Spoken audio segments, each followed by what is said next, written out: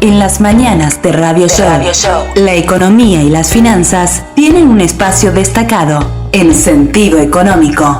Auspician este programa IEB, Invertir en Bolsa, empresa líder en el mercado financiero, con más de 10 años de experiencia brindando soluciones de inversión y financiamiento para individuos y empresas. Consulte el sitio web ingresando en www.ieb.com.ar. Agente de liquidación y compensación y agente de negociación integral registrado en CNB bajo el número 246. Desde el litoral y con presencia en todo el territorio nacional, Net Finance es la red comercial del mercado de capitales que mejor acompaña el crecimiento de tus inversiones personales, el financiamiento PYME y la optimización de los flujos de caja de las empresas. Seguinos en www.netfinance.com.ar o en Instagram como netfinance_ para más información. Agente productor del mercado de capitales registrado en CNB bajo el número 1158.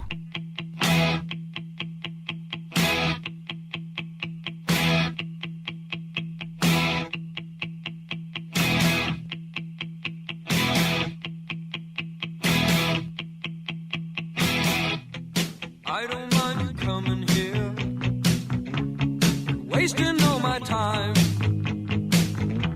'cause when you're standing oh so near, I kinda lose my mind. It's not the perfume that you wear, it's not the ribbons in your hair. I don't mind you coming here and wasting all my time.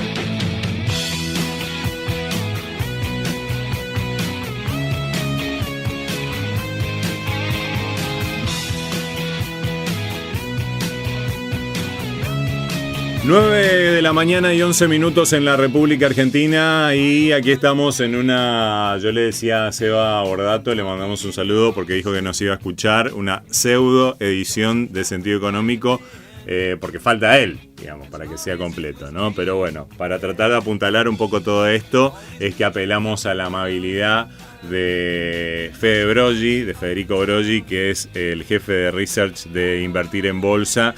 Que bueno, ya lo conocen porque estuvo con nosotros durante varios programas, en el último tiempo, sobre todo en lo que tenía que ver con el monitor financiero, pero bueno, ahora lo consultamos porque bueno, también obviamente por su tarea él viene desarrollando una observación, porque a eso se dedica justamente, de todas las variables a lo largo de lo que fue el año 2021 y trazando también una expectativa futura de mercado para lo que va a ser este año 2022.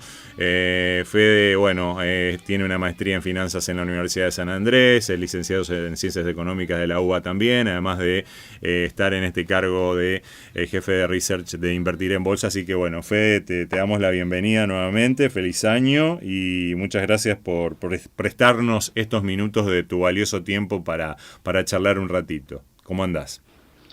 Hola Ale, ¿cómo andás? Feliz año. Un saludo a Sebas, está escuchando. Bueno, gracias por la invitación. Primero favor. de 2022 para mí. Así es, así es. Bueno, Fede, tuvimos un año, el 2021, bastante particular porque la verdad, en algunos aspectos fue un año relativamente complicado, con, digamos, variables y cuestiones a nivel mundial, pero también con una política expansiva monetariamente de Estados Unidos, por ejemplo. Hubo unos rallies importantes, inclusive rompiendo algunos techos históricos a lo largo del año también. ¿Qué evaluación pudiste hacer, y a nivel local también, ¿no?, en lo que se refiere al comportamiento de acciones, de bonos, la evolución del mercado en general, de cómo fue el 2021?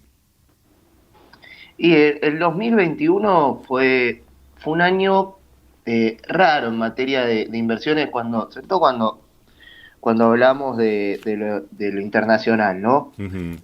¿Por qué digo raro? Porque hubieron, en el mercado, los índices terminaron todos con subas, los Estados Unidos sobre todo, o incluso cuando te vas a otros países, a Europa, Reino Unido también.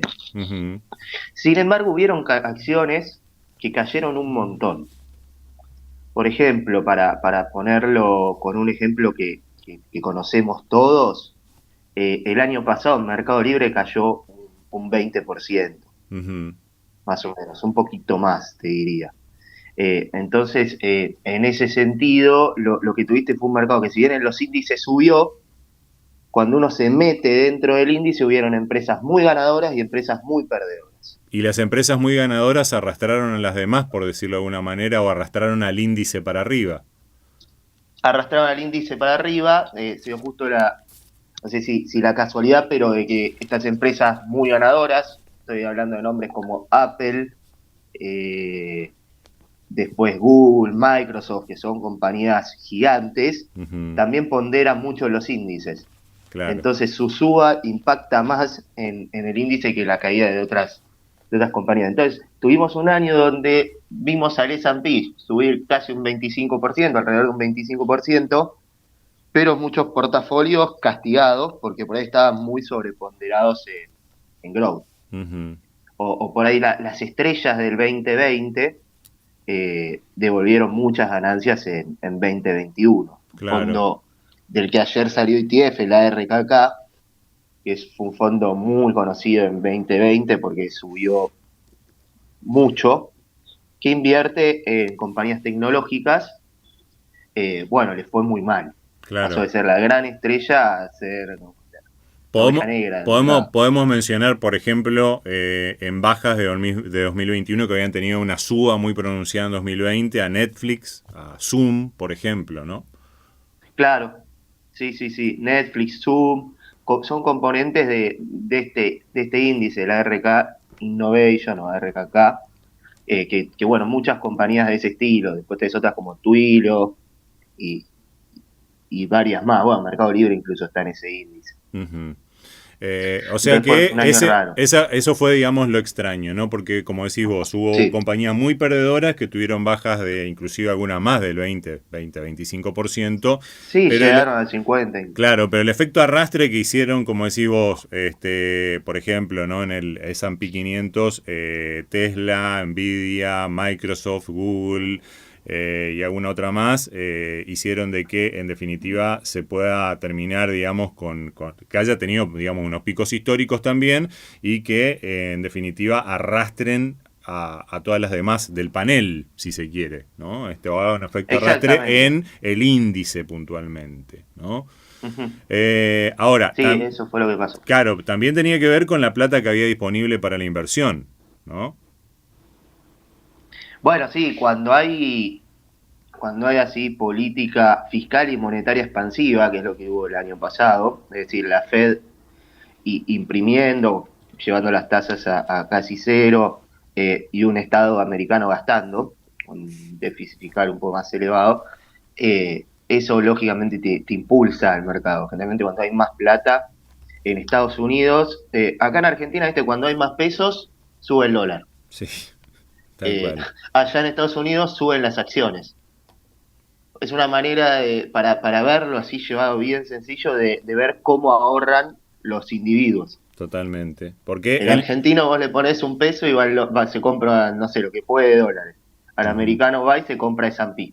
Claro, totalmente. Es muy común en los Estados Unidos de que cualquier persona tenga una cartera, digamos, de inversión. O sea, está muy extendido. No sé qué cantidad, digamos, de gente invertirá, pero bueno, estamos hablando de un volumen que tal vez sea el más importante del mundo, tal vez.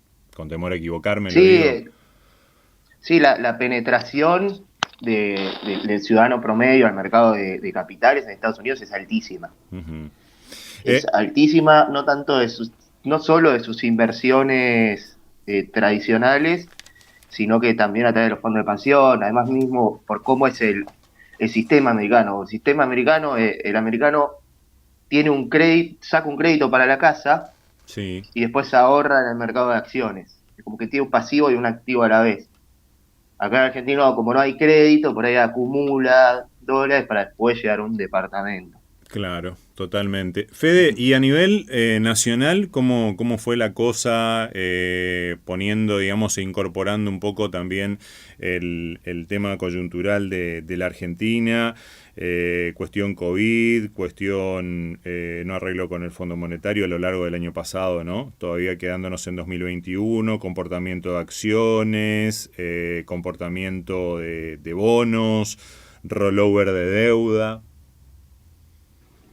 Bien, vamos por partes. El mercado de acciones, visto a través del índice del S&P Merval, tuvo un buen año, a contramano de la región, porque fue un año que para lo que fue los índices accionarios de Latinoamérica no fue bueno. Ujú. Por ejemplo, el Bovespa, que es el de Brasil, cayó un 17,5% en dólares, mientras que el Merval subió un 14% en dólares. Nosotros a qué atribuimos este movimiento del índice, sobre todo a que Argentina no había recuperado del todo en 2020, los otros países habían recuperado los índices accionarios, otros países habían recuperado más, entonces tenía espacio para lo que nosotros llamamos el catch up, o sea, alcanzar los otros índices, y además fue un año electoral, Ujú. donde para los mercados las elecciones fueron buenas. Alcanzan, no alcanzan, porque tenemos todo el tema del fondo, la situación macro todavía está muy endeble, pero te permiten subir un escaloncito. Los Ujú. precios siguen muy bajos, pero están un poquitito más arriba de antes.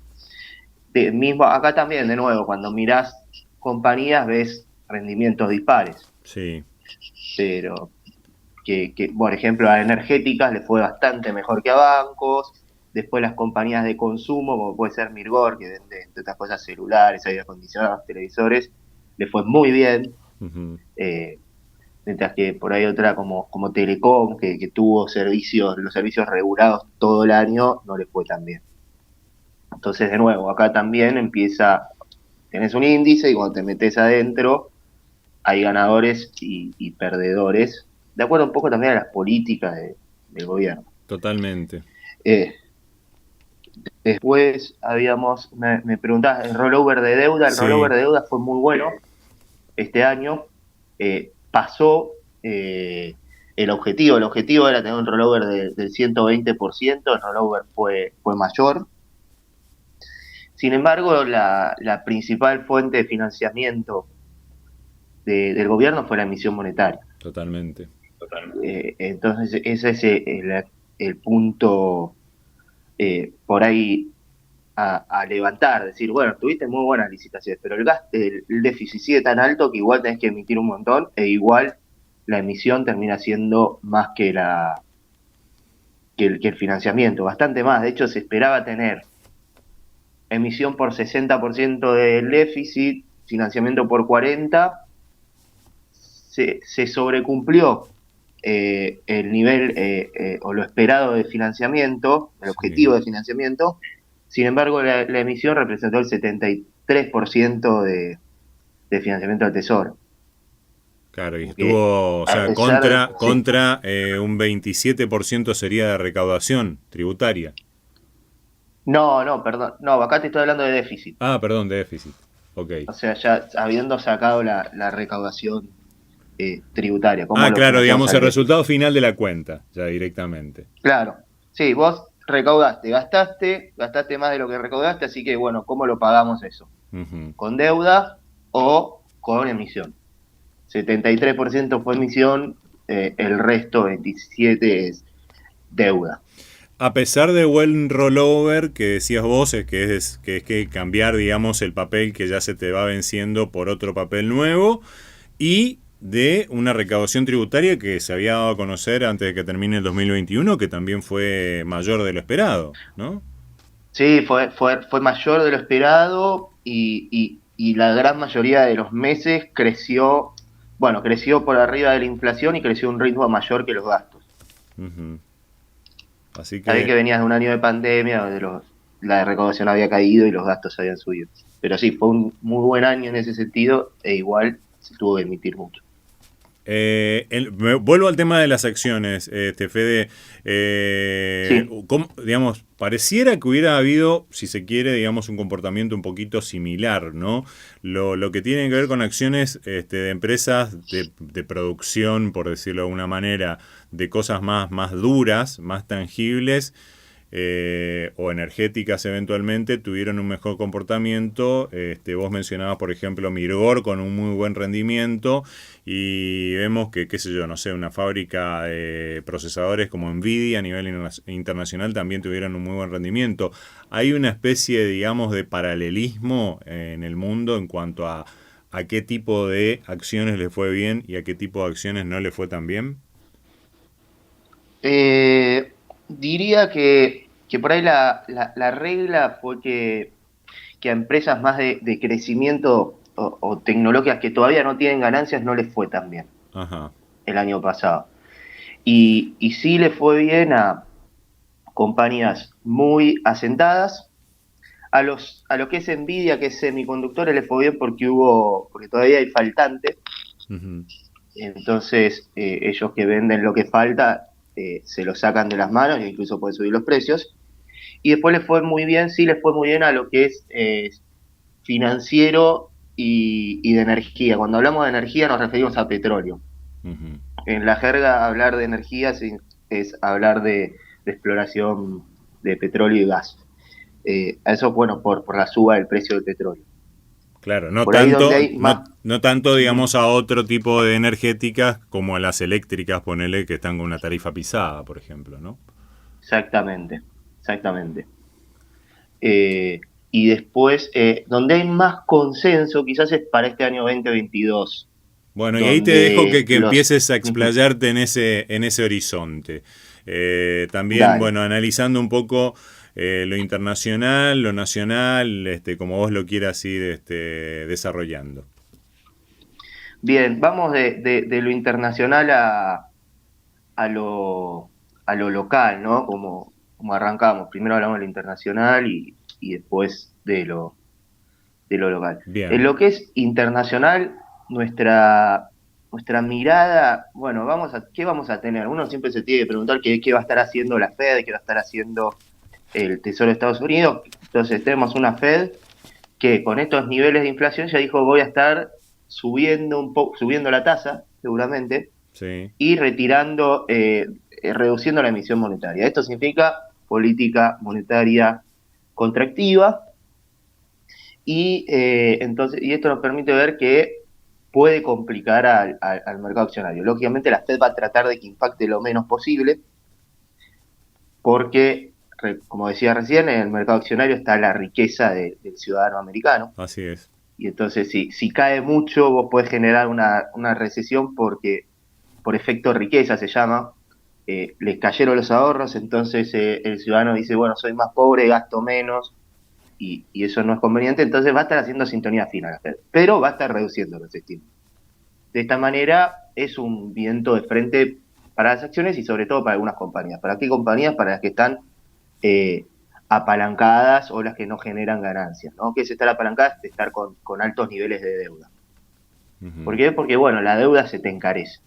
Sin embargo, vemos oportunidades en sectores, sobre todo en los sectores que nosotros llamamos de value o de valor, que son compañías afianzadas, es decir, que ganan guita y tienen niveles de endeudamiento razonables, entonces no van a sufrir un golpe dentro de sus balances, pues suban la tasa.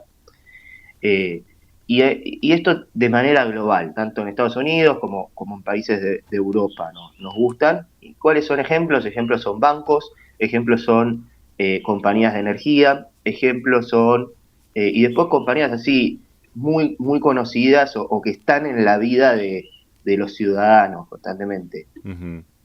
Para hablarlo así rápido, qué sé yo, AT&T, que es telefonía móvil en Estados Unidos, Walmart, puede ser otro ejemplo, que es supermercados, después podés hablar tal vez perdón que estoy dando marcas, pero bueno, qué No, sé por yo, favor, de no hay compañías ningún problema. de compañías como Nike, como Heineken, de ese estilo, ¿viste? Las que uno siempre las mira y dice, esto no va a desaparecer nunca, son negocios Claro. estables Una Coca-Cola, por y demás. ejemplo. Exactamente, Coca-Cola. Y después el lado de renta fija está mucho más difícil la cosa, pero eso no significa que no hayan oportunidades. Cuando hablamos de renta fija nos referimos a deuda. Si en la deuda el precio está determinado, si la tasa sube, el precio baja, Claro. ¿no? Es como la regla. Entonces, si vos vas a tener a la Fed que va a estar subiendo las tasas, la otra deuda va a tener que ajustar, es decir, subir su tasa, y en ese sentido te va a tirar el precio para abajo. Entonces, ¿qué es lo que recomendamos nosotros acá? Es deuda flotante. ¿Qué es deuda flotante? La deuda flotante todos los meses cambia el cupón que paga de acuerdo a cuál es alguna tasa determinada. Ujú. Entonces acá la suba de tasas te termina beneficiando, porque te vas llevando más cupón. Claro. Es como una estrategia para evitar este riesgo de tasa. Y después hay otras alternativas, como puede ser deuda high yield o de alto rendimiento, que entonces como tienen cupones altos, el efecto por precio que se te va porque sube un poquito la tasa, lo compensás con el cupón. Ujú. Yendo a Argentina, lo más relevante es el Fondo Monetario Internacional. Es qué ocurre con el Fondo Monetario. O sea, los bonos argentinos están en niveles más bajos que el mínimo del año pasado de paridad. Con lo cual están en su peor momento. De hecho, cuando uno mira y agarra desde que salieron, en septiembre, 14 de septiembre de 2020, salieron estos nuevos bonos, están en el momento más bajo, Sí. o caída del 40 y pico por ciento. ¿Por qué es esto? Bueno, porque no hay driver, no hay zanahoria ahí adelante, ¿viste? Claro. Cuando Expectativa.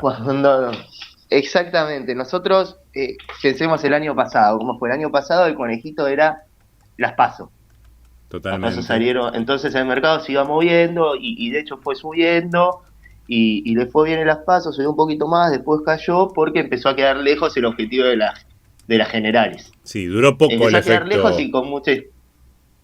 y con mucha incertidumbre, porque no Totalmente. sabíamos si lo iban a dar vuelta y qué iba a pasar. Después, bueno, se empezó a animarse de nuevo, porque estábamos cerca de las elecciones y parecía que mucho no iba a cambiar el resultado, volvió a subir, ¿no? Ujú. Fueron las elecciones, no sé si te acordás, Alberto Fernández saca un mensaje grabado que dice: la primera semana de diciembre vamos a estar presentando un plan plurianual para el FMI. Así es. Estamos que en la 3 de enero. Sí. Yo el plan plurianual no lo vi todavía. No está, no apareció. Y no me fui a ni una isla ni a ningún lado, no sigo acá en Argentina. No, Estoy yo incomunicado. pensaba, digo, este muchacho se fue en una de esas de vacaciones y se perdió alguna noticia, pero no, quédate tranquilo, nosotros No. estuvimos acá y no apareció ningún plan plurianual. Fede. Bueno, viste, entonces uno dice, ¿y dónde está la zanahoria? Está lejísimos. Claro, Habían dicho diciembre y todavía ni lo presentaron. Si no presentan esto, ¿cómo van a ir a negociar con el fondo? Y después Claro. de negociar con el fondo, o mientras negocian con el fondo, tienen que negociar con la oposición para cerrar el programa. Está lejos todavía el acuerdo con el fondo, o parece estar lejos. Y por eso el mercado va para abajo, porque ya empieza a decir, ¿y si no llegan en marzo? ¿Qué Ujú. pasa? De Claro. hecho, el otro día, el lunes, lo hablábamos con Norberto Sos, es es uno de los directores de IBB a cargo del departamento donde yo estoy de Research, Sí, y lo que veíamos es la cantidad de notas que salieron el lunes sobre qué pasa si no le pagamos al Fondo Monetario en marzo. tal cual. O sea, ¿cómo es el sistema legal? ¿Cuánto tiempo tenés de gracia para no pagar antes de caer en default definitivo? ¿Y qué te demás? decía? ¿Qué opina Norberto con respecto a eso? ¿En qué coincidían, Fede? Y nuestra principal conclusión es que bueno, que no hay que descartar que en marzo no se llegue a un acuerdo todavía y Ujú. te digan seguimos negociando. De hecho, vemos mucha similitud entre este proceso de negociación y el proceso de negociación con los bonistas. Proceso de negociación con los bonistas habían dicho lo mismo. El 1 de marzo presentamos la oferta y la oferta la terminaron presentando en mayo. Claro. Y se terminó cerrando en Y después septiembre. y se terminó cerrando, sí, en agosto creo que Sí, fue, y se emitieron en septiembre.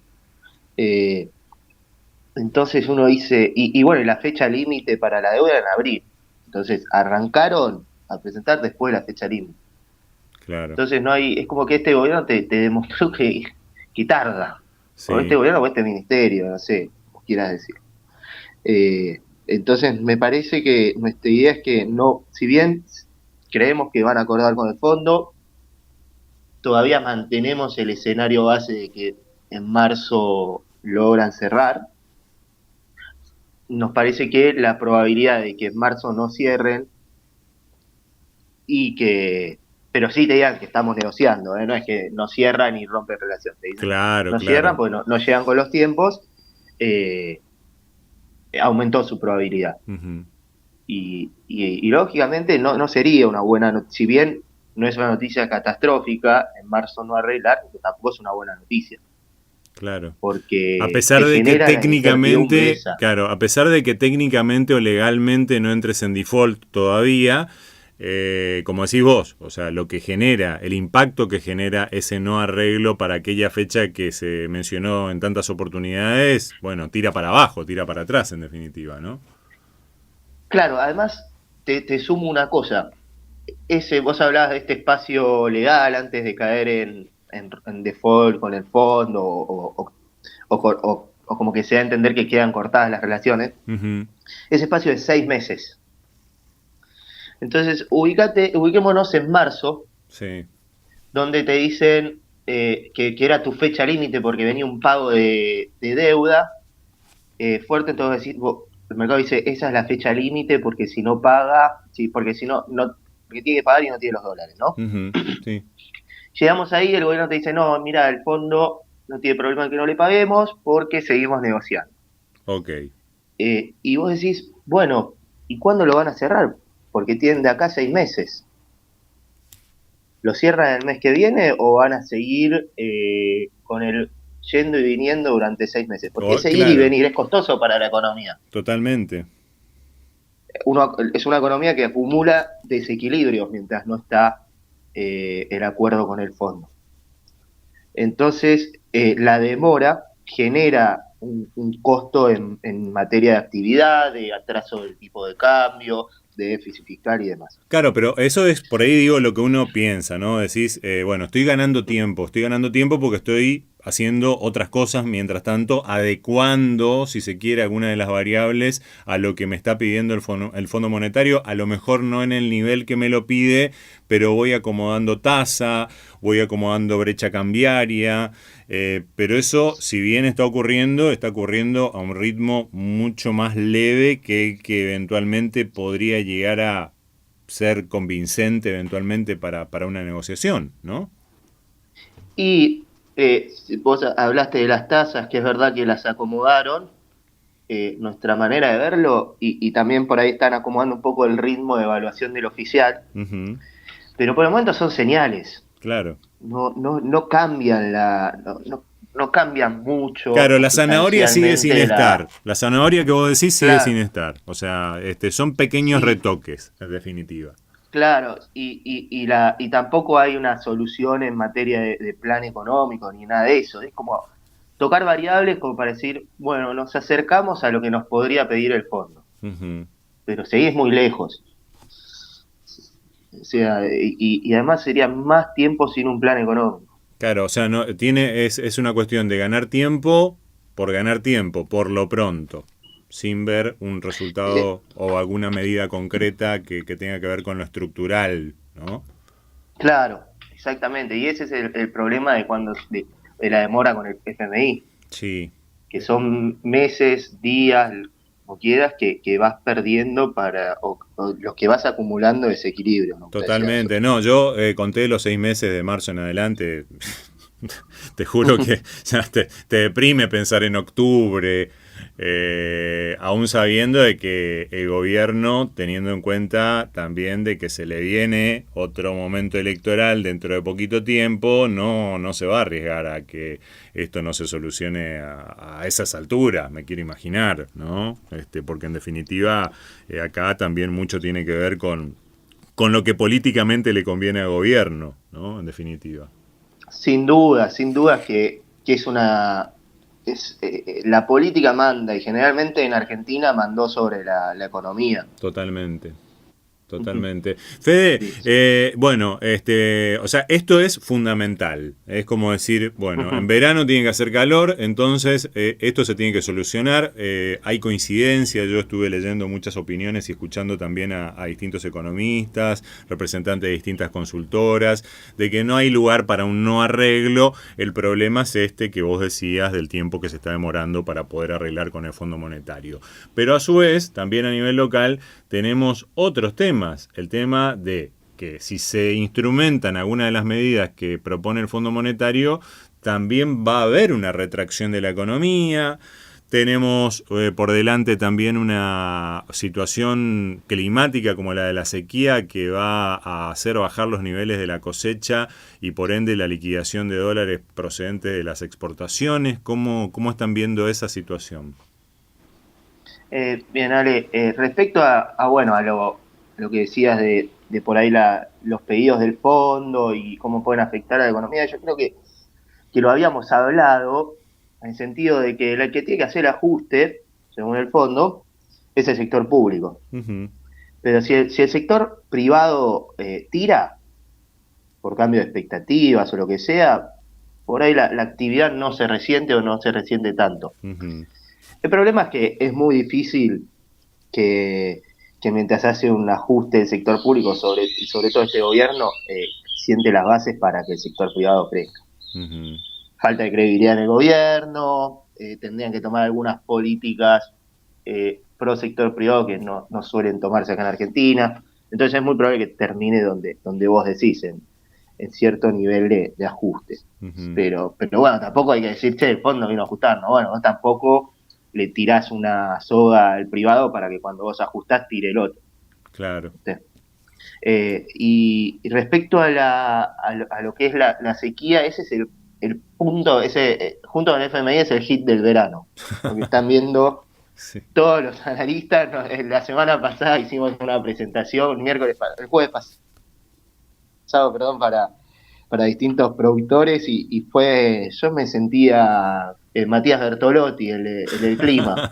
Estuve dando...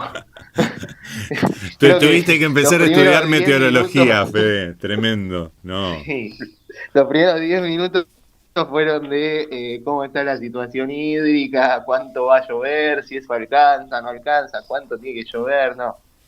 Fue terrible. Y bueno, la verdad es que está complicada. Ya se bajaron estimaciones de rinde la última semana por un valor más o menos de 3.000 millones de dólares. 3.000 millones de dólares menos va a haber de cosecha. ¿Esa es la última y no se descarta estimación? que siga bajando. ¿Qué? Esa es la última Esa es estimación, menos 3.000 no, millones de dólares. Respecto a la estimación anterior, Claro. estas estimaciones son, creo que cada 2 semanas. Sí. Así en esos 15 días ya se perdieron 3.000 millones de dólares. Así que. Y ahí en bueno, se están viendo la baja. en ese paquetito, Fede, Uh-huh. ¿cuánto menos hay para el gobierno? En cuanto a retenciones, por ejemplo. Y Aproximadamente. en cuanto a retenciones, 1.000 millones menos, más o menos. Y después también son 3.000 millones menos de dólares que entran al mercado de cambios. Claro, claro. Eso es lo importante. Respecto al año pasado, como el trigo fue muy bueno, porque lo que está cayendo ahora es el rinde del maíz y la soja. Así Pero el rinde es. del trigo fue bastante mejor que el de 2021. De hecho, el trigo aportaría 2.000 millones de dólares más.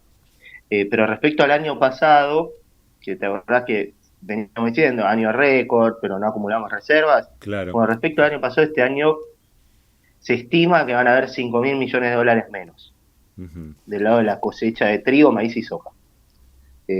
Con lo cual es complicado y todavía no es el número definitivo. Esto podría caer más.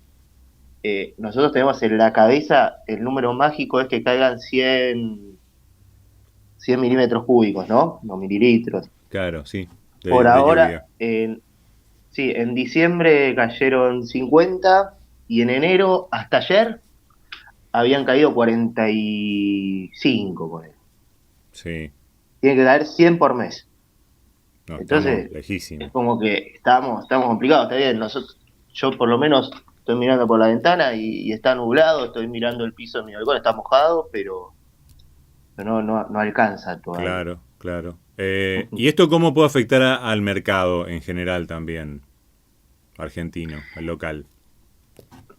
Esto te afecta sobre todo del lado del tipo de cambio y de la actividad.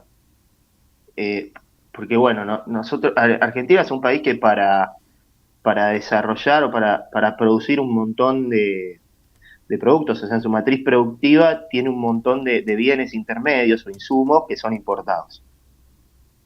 En la medida que no hay dólares no pueden importarlos y entonces la actividad se resiente. O bueno, si quieren tendrán que pagar. Y después del otro lado, si hay menos dólares, eso te genera una presión a que el precio suba. Y acá entonces te aumentan las presiones hacia un salto discreto, ¿no? Y te reduce también la posibilidad del Banco Central de acumular reservas. O sea, el Banco Central va a tener que decir, va a tener que gestionar el cepo, o ya de hecho lo está haciendo. Y entonces va a tener que decir, bueno, estos son los dólares que entran. ¿Qué es lo que quiero? ¿Acumular reservas o no cortar el crecimiento económico o no ir en contra de la actividad? Si quiero acumular reservas, le tengo que decir a los importadores, vos importás hasta acá, y entonces el importador por ahí tenga que producir menos. Te afectó la actividad. Si hay, si por el otro lado no quiere cortar con la actividad, va a ir diciendo, bueno, entran todos estos dólares, importadores llévenselos, pero el Banco Central no va a acumular dólares. Claro. Y esto te va a afectar en lo que es el tipo de cambio implícito. Totalmente. Porque la situación patrimonial del Banco Central, como va a seguir emitiendo y va a tener menos reservas en contraprestación, lo va a afectar. Entonces, es como que ese trade-off horrible, que te digo, entre elegir entre lo malo y lo malo, o lo muy malo y lo muy malo, cuando hay sequía se acrecienta. Claro. Y en el medio una presión que te dice devalúa. Claro. Entonces, sí, a riesgo de que, digamos, el ir tocando esos botones, como decís vos, termine, por un lado, no solucionando los problemas, inclusive en algunos casos manteniéndolos, como el de la inflación, y eventualmente también retrayendo la actividad económica, en definitiva, ¿no? Exactamente, sí, es una sintonía fina muy difícil y que puede no aguantar. Claro.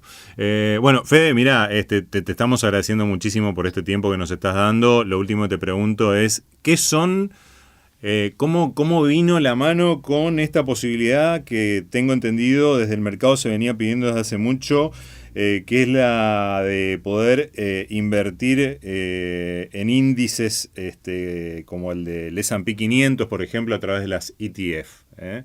¿Y qué son las ETF? Sí. Contanos un poco, porque bueno, ayer esto fue el boom también en el mercado, ¿no? Sí, la verdad que fue la noticia del año y va a ser muy difícil que en materia de mercado de capitales argentinos haya una noticia tan linda como esta en lo que resta del año. Así que estamos a 19 de enero y ya por ahí tenemos la mejor noticia del año. Bien. Así que acá lo recibimos muy bien desde invertir en bolsa. ¿Qué es lo que se habilitó, por así decirlo, para invertir? Son ETF. ETF es una especie es un fondo común, como un fondo común de inversión, pero que cotiza en tiempo real de Estados Unidos. Estos están en Estados Unidos. Y entonces, ¿qué hacen? Siguen índices. Seguir un índice sería seguir al S&P 500, seguir al Nasdaq, seguir al mercado energético de Estados Unidos. Entonces, ¿qué es la gran ventaja que tienen los ETF? Que te permiten diversificar. Sí. No es que vos viste que recién hablábamos de la disparidad, al principio hablábamos de la disparidad que hubo dentro del S&P, empresas que cayeron, empresas que subieron. Entonces, no te obliga a tener que elegir los caballos ganadores. Vos vas al índice, claro, y si el mercado le va bien, a vos te va a ir bien. Entonces, en ese sentido, es muy conveniente para el inversor. Y de hecho, con menos plata ganás una diversificación mayor, porque también para poder diversificar uno necesita plata para poder comprar las acciones a los distintos precios. Claro. Entonces, de esta manera, eso es lo que tienen y al tener CDR significa que vos podés ingresar con pesos, Bien. lo cual es buenísimo. Si vos te fijas, por ejemplo, si vos tuvieras que replicar el S&P, tendrías que poner, no sé cuánto será, debe ser, ¿qué tenemos? 500 por, no sé. Tenés que poner más de $100.000. Ah, mirá Pero vos. por otro lado, si elegís cada acción, viste, la proporción y demás, pero a través de un ETF, vos, el ETF del S&P sale $400, por ejemplo, en Estados Unidos. Acá sale más barato todavía. Sí. $400, entonces fíjate, con mucho menos plata vos podés ganar la misma exposición. Esa es la gran conveniencia que tienen los ETF, y el hecho de poder hacerlos con pesos es excelente. Es realmente una gran noticia y ya fue muy bien tomada. Te tiro un número rápido. Sí. Ayer se operaron 1.757 millones de pesos en estos ETFs nuevos, el primer día. Qué bueno. Cuando, fueron 9 ETFs, CDRs de ETF.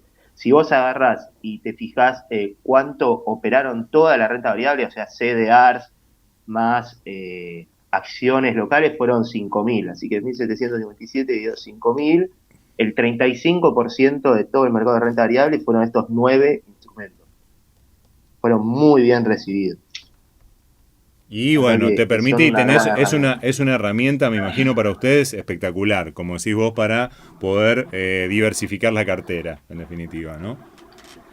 Exactamente, ganás diversificación y mantenés la exposición a Estados Unidos o el sector que vos elijas, porque también está el ETF de Brasil Exactamente. y de otros. Y de ciertos No, rubros en particular.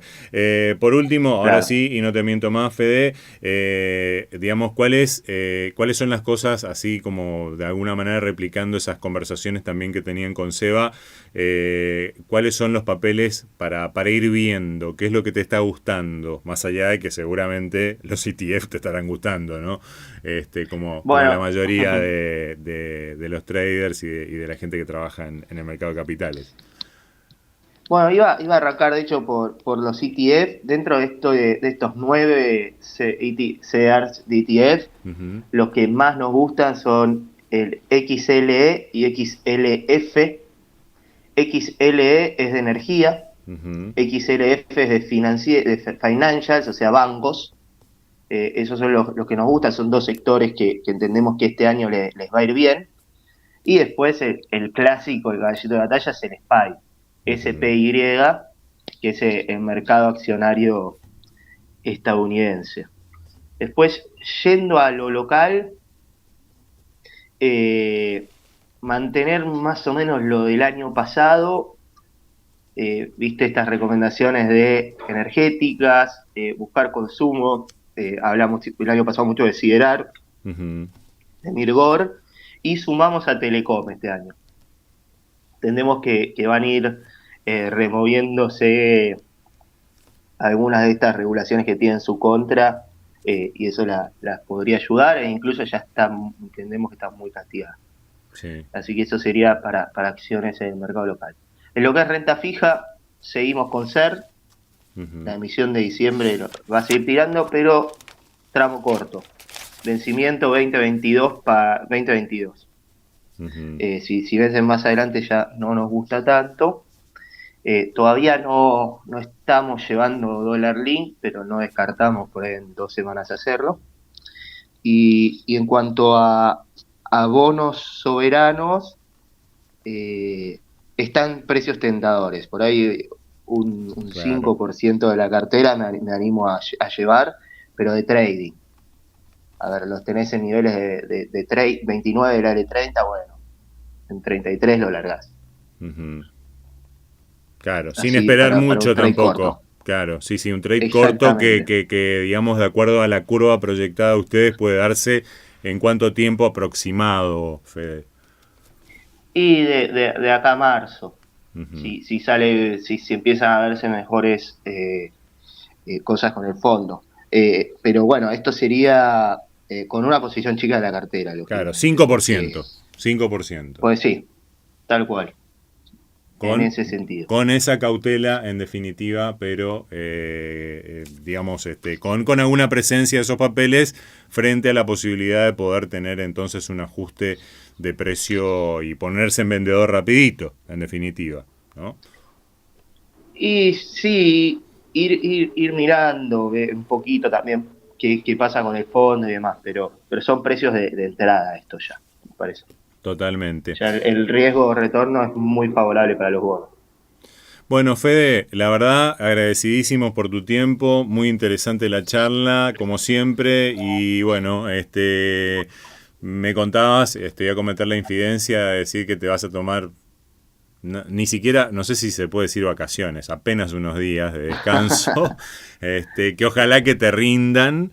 Así que bueno, te deseamos unos lindos días que pases y seguramente más adelante cuando ya retomemos también el ciclo habitual, ahora dentro de poquito, te vamos a estar volviendo a convocar, si te parece.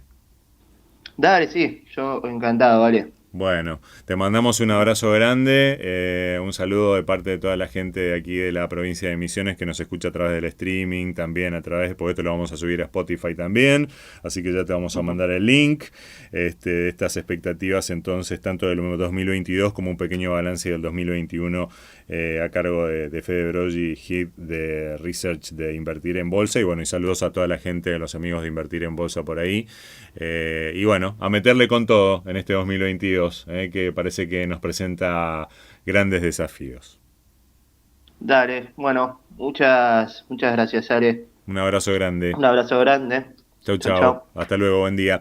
Fede Broggi, Head de Research de Invertir en Bolsa, charlando con nosotros en esta mañana, replicando un poco lo que venía siendo nuestro sentido económico aquí en las mañanas de Radio Show. Sin Seba, que bueno, ya está ahí calentando motores, pero ya lo vamos a tener nuevamente, por supuesto, al aire junto a todos nosotros dentro de poquito tiempo. You tried, keep that in mind. I designed this rhyme to explain in due time. All I know, time is a valuable thing. Watch it fly by as the pendulum swings. Watch it count down to the end of the day. The clock takes life away. It's so unreal. Didn't look out below. Watch the time go right out the window. Trying to hold on, didn't even know I wasted it all just to watch you.